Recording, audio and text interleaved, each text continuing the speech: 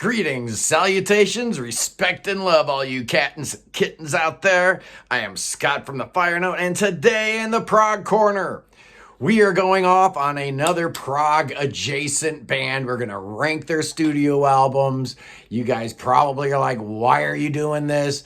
Radiohead isn't Prog, you idiot. What are you doing? Well, if you talk to Tom York, he'd agree with you. He has disowned the progressive rock tag since the beginning of Radiohead's existence, but he is dead wrong. He doesn't know what he's talking about. Oh, well, maybe he knows a little something about what he's talking about. But Radiohead started in 1985. Five lads from Oxfordshire go to boarding school, Abingdon School. Look at that. Doesn't that look just beautiful? How did music that crazy come from that place? Anyway, they all five of them went to school. Johnny was younger, so they kind of broke up. The band was called On a Friday at that point because that's where when they would practice at school. Four of the guys go away to university. Johnny's left behind. Finally, in 91, they get back together. They get signed in 91 to EMI. They talk him into changing the name of the band to Radiohead, which of course is a name taken from the Talking Heads. And they start recording. They put out an EP, but their debut album came out in 93. They put out 9 albums. All 9 of them are really, really, really good. They have one of the most consistently interesting and progressive discographies of any band out there. So why not? Why not consider them Prog? Welcome to the Prog Corner, Radiohead. You're Prog, I said so. Anyway, we're going to run through these real quick. They've only got 9, and the worst one is really, really great. It really is. This is how good this band is. When your worst album is The King of Limbs from 2011, you're doing a lot of things right. I really like this album. When it first came out, people were ragging on it, saying it was a pale companion to In Rainbows. I disagree. Yeah, In Rainbows is a better record, but this is really haunting. It's really weird. Melody takes a holiday, and this is all about rhythm. This is all about beats. This is all about new software that the band had developed to come up with sequencing and loops, and it's a weird record. I really, really like it. It opens with Bloom, which is a really great song. Morning Mr. Magpie, I really like that. And everybody remembers the video to Lotus Flower with Tom York dancing around in the bowler hat, acting a fool. That's number 9, and it's really good. At number 8, their latest album from 2016, A Moon-Shaped Pool. This kind of goes the opposite direction of King of Limbs. This is all about melody. It's lush. Johnny Greenwood's been doing a lot of soundtrack work, and his orchestration and his choral arrangements dominate this album. It's soft, it's pastoral. It brings a couple of older tracks to bear that we've been waiting for a long time. Burn the Witch opens it up, and it closes with True Love Waits, both of which were older songs. The first was from the Hail to the Thief sessions, and True Love Waits had been around forever, I guess, way back when they were recording Kid A and whatnot. So this is a good record. It's the only Radiohead record that I actually get a little bored sometimes with. Their longest song they've ever recorded is on here at 6.5 minutes, Daydreaming. There's a couple really good songs on there. I really do like Burn the Witch, and I really, really like, what is it called? Identikit. That's a cool track too. So it's a good record. It's just, my belly just, did you hear that? I didn't have breakfast this morning. Oh, what? Number 7. The anti-George Bush album, Hail to the Thief. This is Tom York's response to America's war on terror, that they dragged Tony Blair's Britain into, so they were feeling a certain kind of way when they recorded this.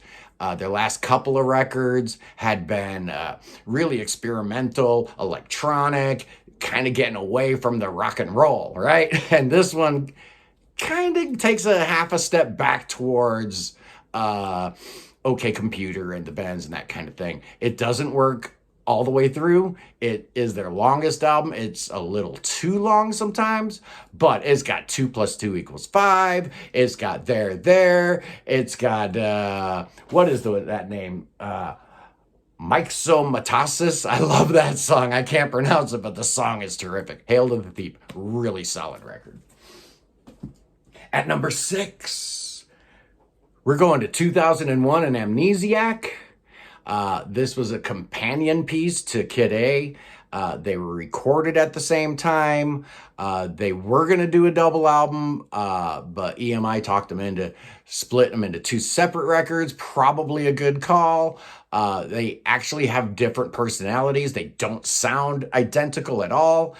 Kid A's the better. For some reason, we've got a second version of Morning Bell on here. That was also on Kid A, so that's kind of weird. But this has got the Pyramid song on it. You go ahead and try to figure out the time signature on that one. It's packed like sardines, spinning plates. I really do like Amnesiac. It's a very, very fine record. At number 5, their debut. And this is a record that gets a lot of heat from people. People don't like it. They say it's too influenced by grunge or the early Brit rock scene. I disagree. I think this album is chock full of amazing material. The only record produced by somebody other than Nigel Goodrich. The team that produced this also did work for Pixies and Bjork and Hole and Dinosaur Jr. So you kind of see what's going on here. They've obviously been influenced by that stuff, but these songs are amazing. Anyone can play guitar, ripcord. Oh man, I like every song on here. Stop Whispering, of course, Creep, their big hits on here. For some reason, it's supposed to be a Tom York song, but the Hollies sued them, saying that Radiohead ripped them off for all The Air That I Breathe. I hear a similarity in the chord progressions, but it's about as ridiculous as George Harrison losing for My Sweet Lord. But that's on a whole other thing. And that's Pablo Honey. I really like it. And let me also say that Pablo Honey, the name is taken from the Jerky Boys, which brings me back to a time when I was addicted to listening to the Jerky Boys and Pablo Honey. Please come to Florida. That stuff is so great. I love it. At number 4, we talked about it a little bit. In Rainbows. This thing is one of the most important albums ever recorded because it was a completely new mechanism for the record buying consumer to ingest new music. This was the first pay whatever you want record out there. Apparently they made $3 million the first day.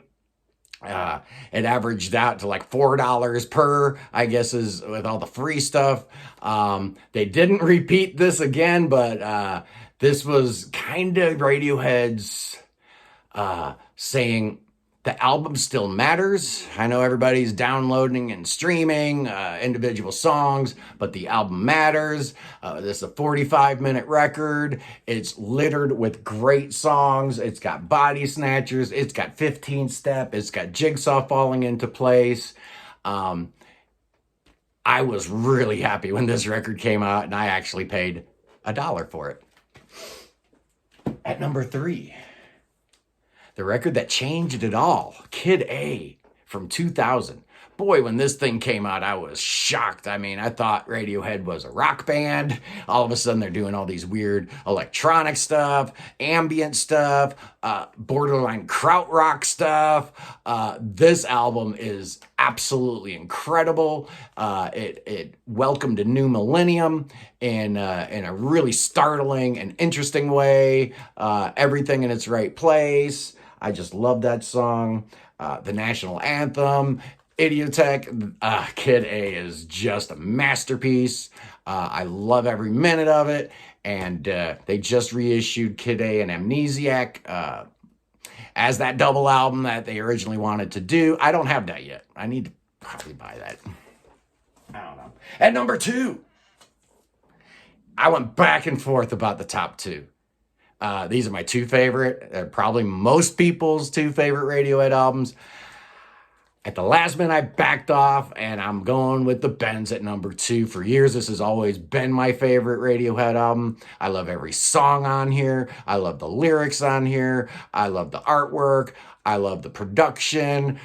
This is where they took that guitar rock sound of Pablo Honey and started doing some really interesting things. And yeah, their next record took it a little further, but this one is still rooted in guitar rock, and they'll never do another record like the Bends. Every song on here is amazing. High and Dry, Fake Plastic Trees, My Iron Lung. Get out of here. Get out of here. How is anything better than the Bends, huh? How is that possible? Well, yeah, it is possible. 1997's OK Computer, one of the most important records of all time. A lot of people consider this to be the best record released in the 90s. Apologies to My Bloody Valentine and Guided by Voices, who put out some great material in the 90s also. But OK Computer is where Tom York and the boys, the Greenwood brothers, Phil Selway, Ed O'Brien, take their music to a whole different level. Yeah, there's still some guitars in here. It's still kind of like rock music, but they're going in a lot of different directions. You could argue that this is their most progressive album. You could argue that this is their most important record. And you could also argue, as I am right now, that this is their best record. Paranoid Android, Karma Police, No Surprises, Airbag. Just from start to finish, this thing's a masterpiece. It was the soundtrack to my life for about a year or two when Radiohead was an absolutely critical band. It was a pivotal band for me. I love Radiohead. Yeah, maybe they're not capital P Prog, but I enjoy their music immensely. All 9 albums are fantastic. Anyway, just a quick shout out to all you people out there. We hit 300 subscribers over the weekend, or at 317 as I record this. Thank you so much. If you haven't already, please hit that subscribe button so we can keep talking about prog rock in the Prog Corner every single day. That's my spiel on Radiohead, a great band. And if you're a prog elitist, a prog snob that turns your nose up at that kind of stuff, take a minute, listen to some of their stuff, and hit me back in the comments. Let me know what you think. Anyway, I am Scott from the Prog Corner, and I will see you guys soon.